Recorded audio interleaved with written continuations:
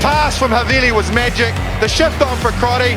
Boom, far down you go, Quackett Smith. Me, oh my, I have enjoyed that. Yes, boy. Sit back, relax, put your belt on, enjoy the show. We'll move on to our main course, previewing Draft Rugby Round 1. How good.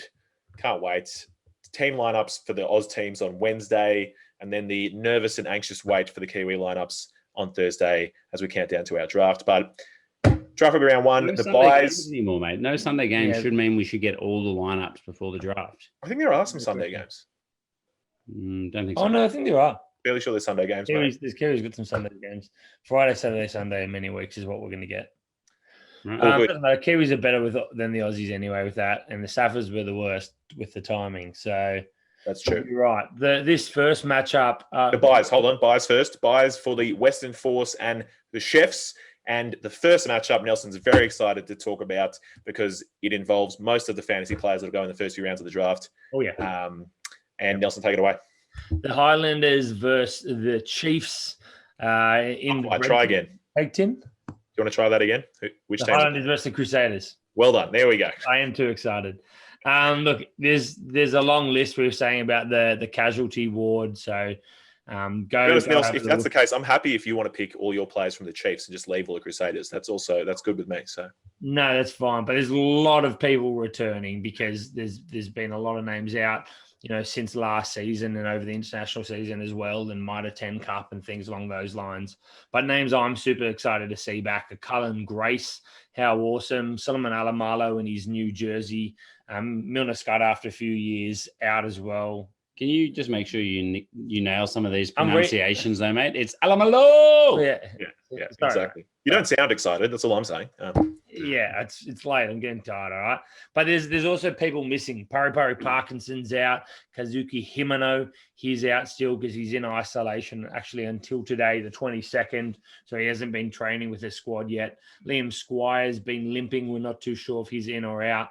Havili, Enor, Peck, Bridge with a Peck, and Mateli with a Peck as well. Some big names missing for the Crusaders as well. But look, did you guys manage to watch any of the pre-season trials on the weekend? I haven't had a chance. I watched the highlights of them, and that was about it. Right. Yeah. Very good.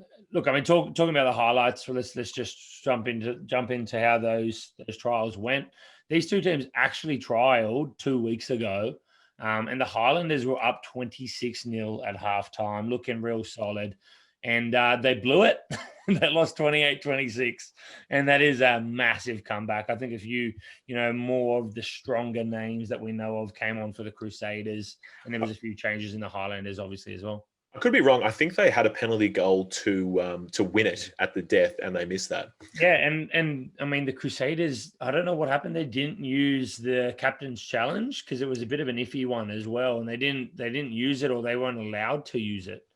No, it was just they asked to use it. The ref said they weren't allowed to for whatever reason. I can't remember what the ruling was, but let's not talk only preview. Let's talk about the preview of the coming game, not review the preseason. Yeah, but it was a close one. Highlanders have got a couple of wins, and the Crusaders got a couple other wins, going down to the Blues in their game of three halves as well. But look, Alex Johnson missing from his head knock, so who's going to replace him? You just assume it's Daniel Leonard-Brown for me to team up with Dixon and Tokalahi in a relatively strong front row. But realistically, this Crusaders front row this Crusaders forward pack is for me where they're going to. Why do you stop at forwards or back? The team. No, but I mean, for me, they're just going to be unstoppable in the forwards, which sets that base, for the rest of the side. There's a few other names sort of missing for the Highlanders, which make them a little bit weaker there. We might see the 36-year-old Brent Evans, 10 years after he played Super Rugby, make his debut for the Highlanders in the locks, teaming up with Josh Dixon, or we might actually see Manaki Selby-Rickett as well because of Pari's injury. Josh Ioane, surely you start him at 10. Hunt's on the bench for me. I know you guys both agree with that as well. Centre pairing, there's no Paya as well with an injury in the trial, an ankle injury. They're hoping it's just a sprain, but yeah. So, but I mean, still Tompkinson and Collins. That's the way we're seeing this shape up. I think Collins has proven himself that he is a great player, I'd say, at centre, much better than he was at fullback. And that back three is really quite tested. I just want to record that I prefer Thomas Umunga Jensen over Collins, but that's just me. Mate, it's all on name. You have no idea who he even is. Have you ever? I do. He's great. He's like a Peter Umunga Jensen. He's just bigger. They're identical twins. So, and then the back three, I mean, Nareki, Alamalo, that is some power there. There's some excitement. And they've also got Connor Garden-Bashop, who he showed in the trials that he's a pretty exciting player as well, been hampered with some injuries in recent years. Yeah, you just left out All Blacks prospect, Nareki. That's the only one thing that I did say All Blacks prospect. Mm-hmm.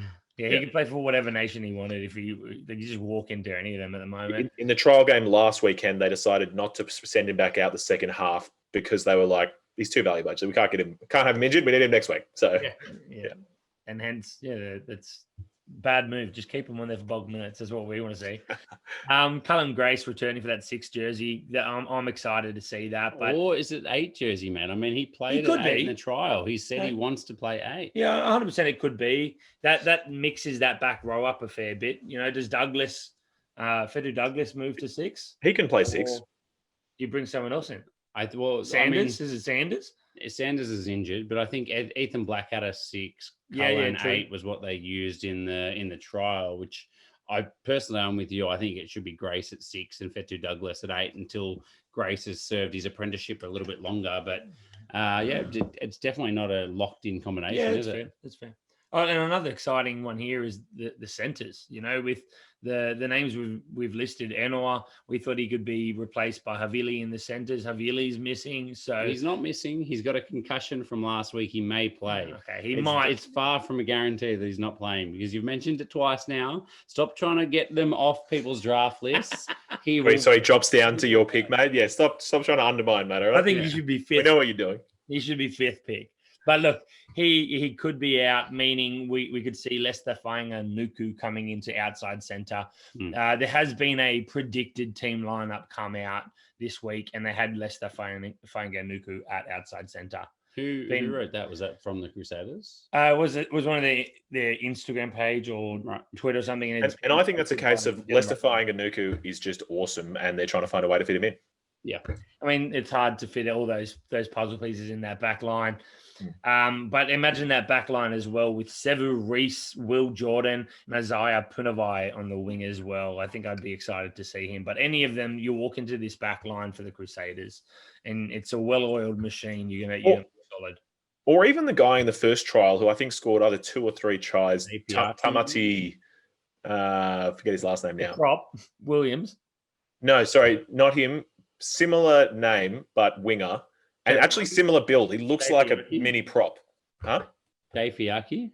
No, it wasn't Shafiaki. Oh, the Fijian guy. Yeah, the Fijian guy built like this little tank. Forget his name. He was a weapon. Yeah, he is exciting. See if I can find it. While you look him up, but yeah, look, for me, it's a late signing. Power for the Crusaders front forward pack, giving them a real solid base and just too much excitement in that back line.